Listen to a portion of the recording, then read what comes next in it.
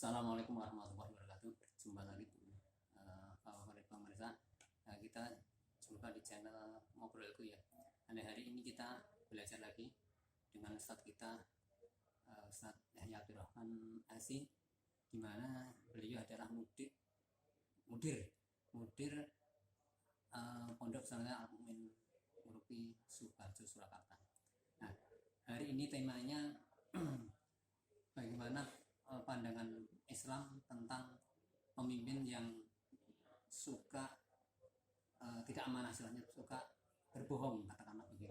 Nah, di negara entah berantah sana itu ada seorang pemimpin yang biasanya itu sudah terbiasa dengan kebohongan-kebohongan. Nah, gimana menurut Ustaz pandangan kita tentang Islam dipandang dari sudut Islam tentang pemimpin? Bismillahirrahmanirrahim. Pemimpin itu kalau bahasa Arabnya namanya khalifah. Khalifah itu terjemahnya pemimpin. Di bahasa Arabnya khalifah. Maka di dalam ayat itu ini jailu fil ardi khalifah. Itu pemimpin. Cuman kalau kita nyebut khalifah itu kayaknya ada orang yang nggak suka. Tapi kalau kita nyebut pemimpin itu semua suka. Padahal cuma bedanya Arab dan Indonesia. Sama ya? Sama. Ya, Cuma karena menjadi isu aja. Ya. Karena isu yang dibangun akhirnya ya, orang itu di saat mendengar khalifah nggak suka, tapi kalau mendengar pemimpin suka. Padahal sama itu, sama. Cuman bahasa Indonesia dengan bahasa Indonesia. Bahasanya dengan bahasa Arab.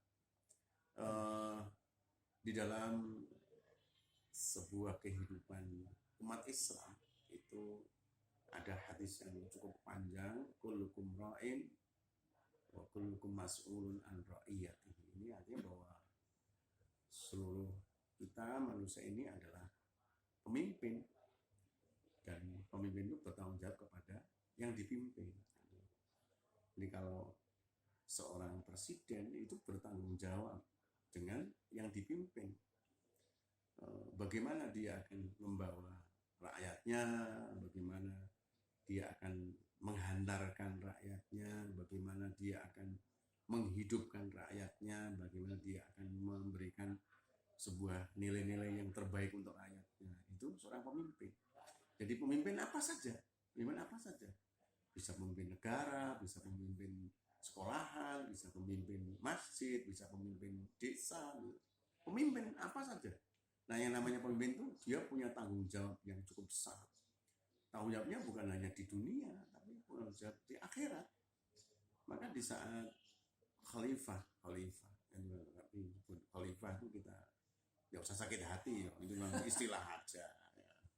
Ya. Kita sebut pemimpin juga nanti. Khalifah Umar bin Khattab radhiyallahu anhu.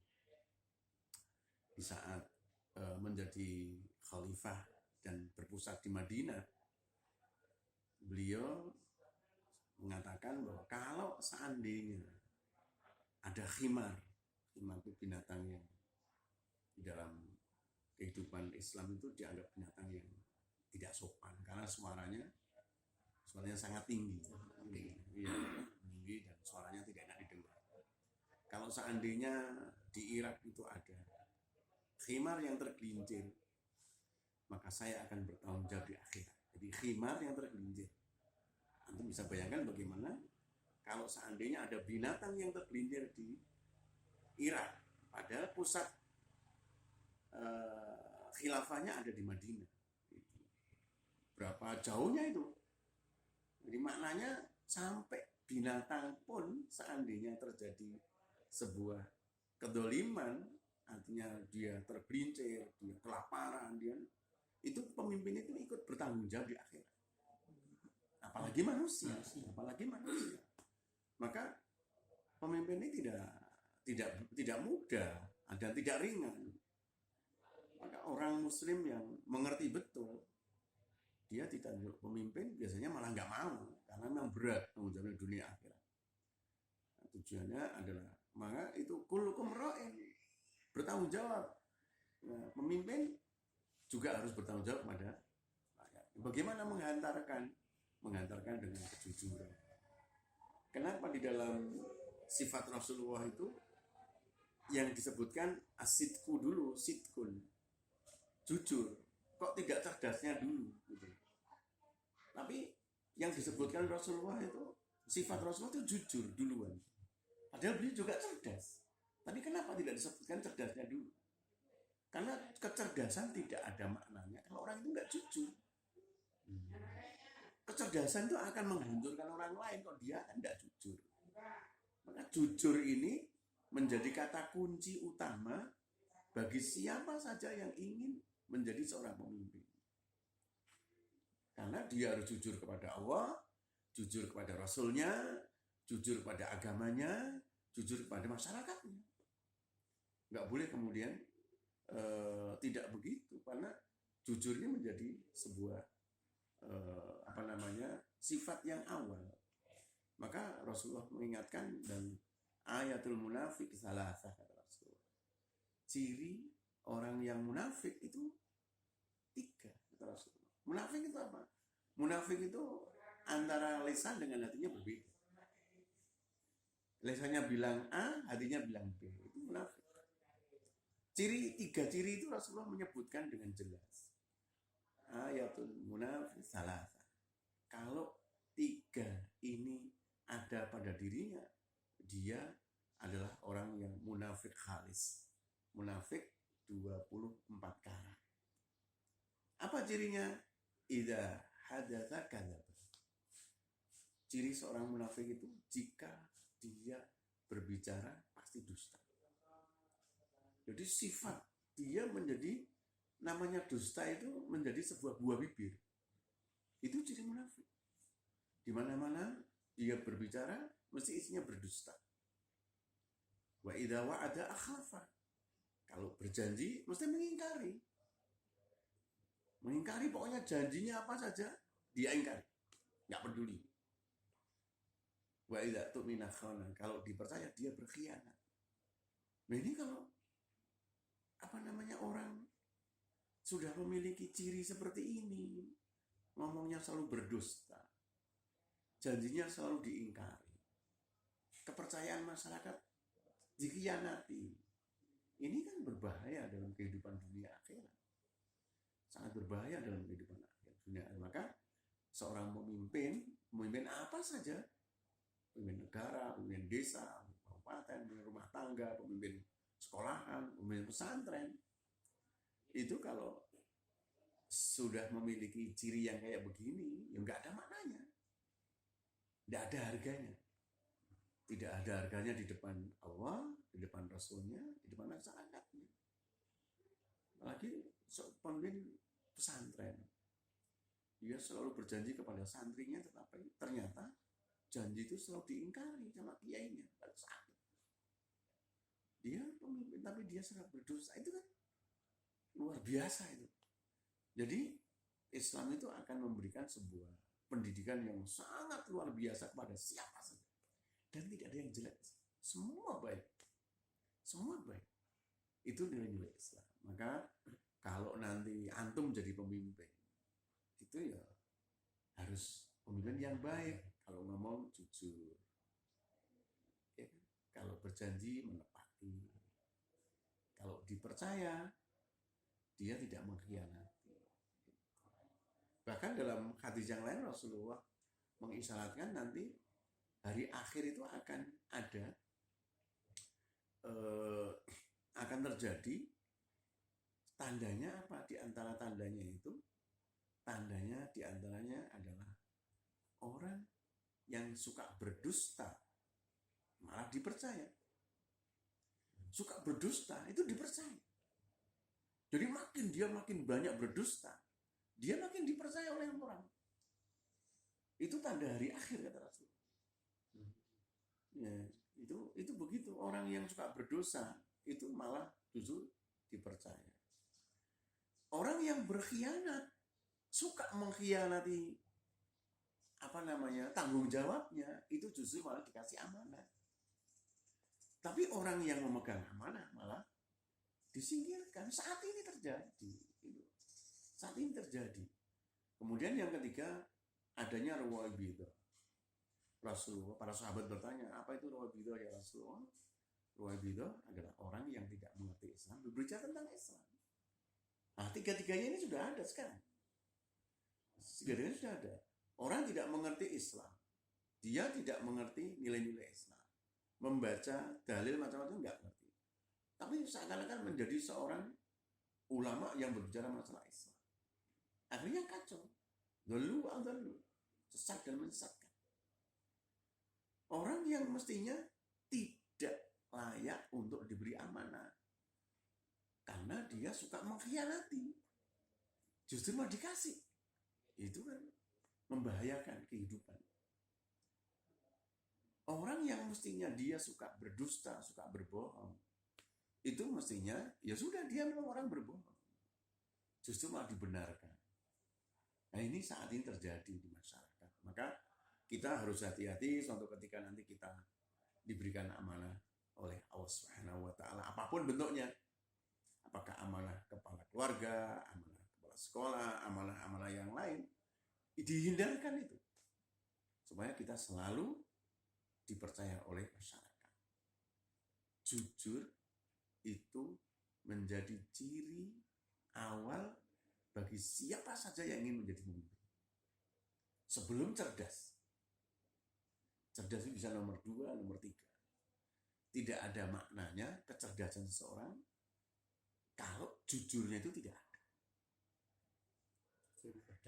Iya. Kenapa jujurnya didahulukan? Emang iya, baik. Anda bisa bayangkan bagaimana seorang suami istri, terus suaminya tidak jujur dengan istri, apa yang terjadi? Hancur nih masyarakat. Di rumah tangganya kan hancur. Karena suaminya nggak jujur dengan istrinya. Istrinya nggak jujur dengan suaminya. Bisa jadi dia adalah orang cerdas. Tapi kejujurannya tidak ada. Rusak. Dunia ini juga begitu. Ada seorang pemimpin yang udah nggak jujur, ya sudah. Hancur semua. Hancur. Apa kehancurannya begitu tadi? Ya, orang yang tidak jujur, Islam itu mestinya dinilai dengan baik, tapi dinilai dengan jelek. Itu kan nggak jujur. Khilafah itu memiliki kekuasaan yang berabad-abad dan tidak terbukti dalam sebuah sejarah terhadap kedoliman khilafah terhadap masyarakatnya itu apa? Enggak ada. Mereka tidak pernah mendapatkan. Tapi bagaimana orang itu anti dengan khilafah? Yang penting mereka mengatakan pokoknya jangan sampai khilafah ini bangkit, gitu. Itu aja kuncinya. Tapi tidak pernah memberikan isyarat khilafah itu adalah begini, kedolimannya, kejahatan. Enggak pernah. Cuman enggak kelihatan. Sejarah itu enggak pernah ada yang seperti itu, enggak pernah ada. Dan tidak pernah memang berdirinya khilafah tidak pernah mempropagandakan kedoliman. Tapi yang dipropagandakan adalah keadilan. Dan pemimpin khilafah waktu itu tidak bohong ya, Tat ya? Tidak bohong. Tidak pernah bohong ya, Tat ya? Janji ditepati. Iya, selalu janji ditepati tadi. Jujur itu menjadi syarat yang pertama. Cerdas itu nomor 2, nomor 3. Kalau sudah nggak jujur ya sudah, hancur semua udah. Ini apalagi kalau nggak jujur, nggak cerdas lagi. Iya. Nah, ini bahaya ya, Tat ini. Sangat berbahaya ya. Tapi lebih utamanya memang jujur ya. Ya. Kecerdasan itu bisa berkembang. Tapi jujur itu menjadi sebuah syarat utamanya. Jujur, kemudian amanah, tablek, fatonah. Fatonah itu di akhir. Iya, cerdas. Paling akhir. Amanah, karena setelah jujur itu dia dituntut amanah. Amanah itu dia bagaimana menyampaikan hak-hak rakyat ini diberikan secara sesuai dengan haknya. Itu amanah. Rakyat butuh sebuah pendidikan yang sesuai dengan keinginan rakyat, itu sudah diberikan. Rakyat membutuhkan sebuah kesejahteraan, ya sudah amanah di situ. Tablek, kemudian menyampaikan yang benar. Yang salah jangan disampaikan, yang benar sampaikan benar. Menyampaikan yang benar. Yang benar. Kalau ada pemimpin yang menyampaikan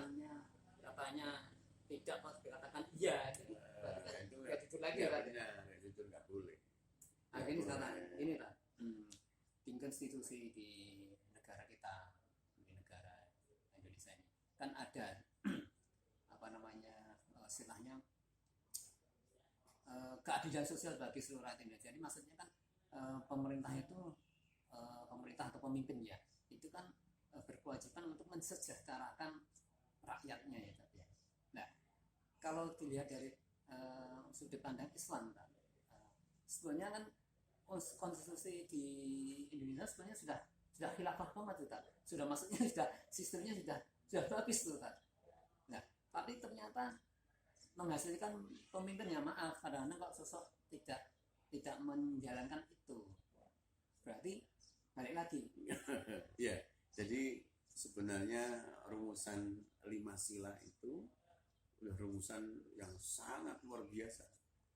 Kalau seandainya siapa saja yang menjadi pemimpin bisa menjabarkan 5 sila sesuai dengan sila-sila yang ada, itu udah luar biasa. Udah luar biasa, iya. Udah luar biasa, iya. Tapi jangan bilang khilafah kan, nanti ada yang singgung khilafah. Khilafah itu namanya kepemerintahan. Pemerintahan. Jadi kalau kita bilang pemerintahannya nggak apa-apa, tapi di saat kita pakai bahasa Arab bermasalah. Ya gitu. Ya. Jadi emang begitu. Kita kan karena memang intinya tuh mereka kalau pakai mustalahat istilah-istilah bahasa Arab tidak paham, tetapi tidak mau paham, itu persoalannya. Tidak mau paham. Khilafah itu apa? Khilafah itu pemerintahan, itu. Pemerintahan. Jadi khalifah itu apa? Pemimpin. Gitu. Tapi kalau kita sebut khalifah kan pada nggak mau. Tapi kalau kita sebut pemimpin, nggak ada masalah. Nah ini karena memang harus demikian, kita tidak boleh begitu. Jadi di saat seorang pemimpin telah menjalankan sila-sila itu, contoh Torah di saat menyatakan ketuhanan yang Maha Esa, pemimpin ini harus menjelaskan apa makna ketuhanan yang Maha Esa. Apakah cukup dihafal atau memang butuh konsekuensi gitu. Karena menurut sebagian ulama beliau mengatakan inna qadiyatal uluhiyah tadi ala al-amr bihi wa nahyu an amri. Yang namanya pernyataan ketuhanan itu al-uluhiyah, itu ketuhanan itu. Jadi kalau ada orang mengatakan ketuhanan yang Maha Esa, itu tidak cukup di lisan, tapi ada tuntutan setelah dia mengucapkan kalimat ketuhanan yang Maha Esa, ada tuntutan dia harus mengerjakan perintahnya. Kemudian dia harus meninggalkan larangannya gitu. Jadi tidak hanya sekedar dihafal, nggak bisa begitu. Maka pemimpin ini harus memahamkan ini. Ketuhanan yang Maha Esa itu apa yang dimaksudkan? Difahamkan ke masyarakat. Bukan didoktrinkan harus dihafal, bukan begitu, difahamkan. Ketuhanan yang Maha Esa itu keadilan. Adil itu apa? Adil itu tidak mesti sama. Nah, adil itu memberikan sesuatu sesuai dengan porsinya. Jadi kalau anak kita ada 3, satunya TK, satunya SMP, SD, satunya SMA. Kalau anak SMA dikasih motor, nggak apa-apa. Adil. Bukan berarti yang anak TK diberikan motor juga, nggak begitu. Sesuai dengan porsinya. Yang SMA diberikan motor, oke, ya memang SMA dia. Yang di SD tidak harus diberikan motor. Bukan berarti tidak adil, itu namanya adil. Karena sesuai dengan porsi yang ada. Indonesia juga begitu, mestinya kalau ada keadilan, pemerintah ini harus memberikan sebuah porsi umat Islam ini sesuai dengan nilai-nilai keadilan. Bagaimana keadilan bisa tegak terhadap ibadah umat Islam. Sistem ekonominya juga harus adil, bagaimana caranya adil. Adil ini umat Islam begini, dengan orang yang begini, itu bagaimana?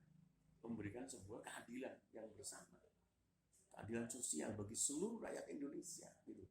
Bagi seluruh rakyat Indonesia, bukan orang-orang tertentu, tapi seluruh rakyat Indonesia. persatuan Indonesia. Mana persatuan apa? Ternyata sekarang ini yang dibangun bukan persatuan, percekcokan, membangun isu, membangun fitnah.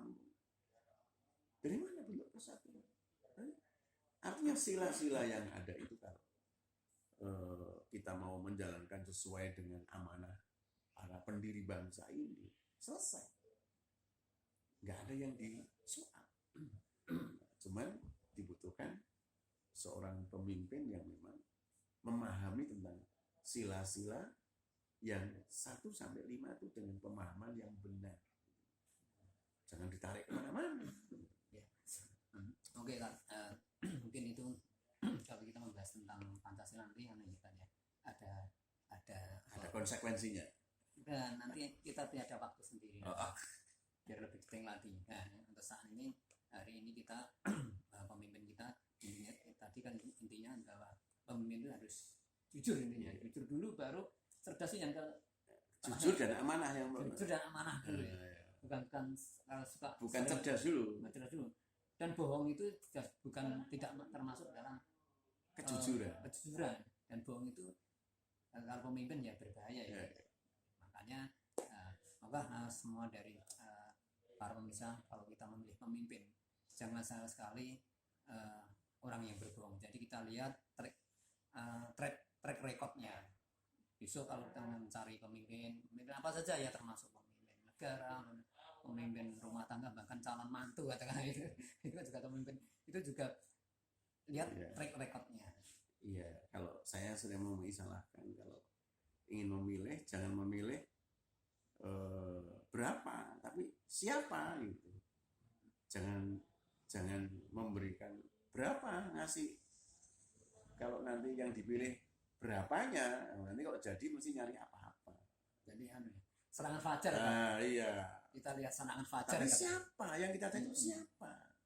Serangan fajar itu diterima saja, tapi pilihan kita jangan sampai terbelokkan dengan siapa, itu. Bukan apa. Jadi kita lihat track recordnya dan ini saya kira ini sudah cukup. Nanti kita bisa lain waktu insya Allah bisa disambung lagi ya. Ini pemirsa, kita cukup sekian dulu belajar bersama dengan Ustaz Yahya Abdurrahman LC, Mudir Pondok Pesantren Ruki Sudarjo Surakarta. Ini assalamualaikum warahmatullahi wabarakatuh.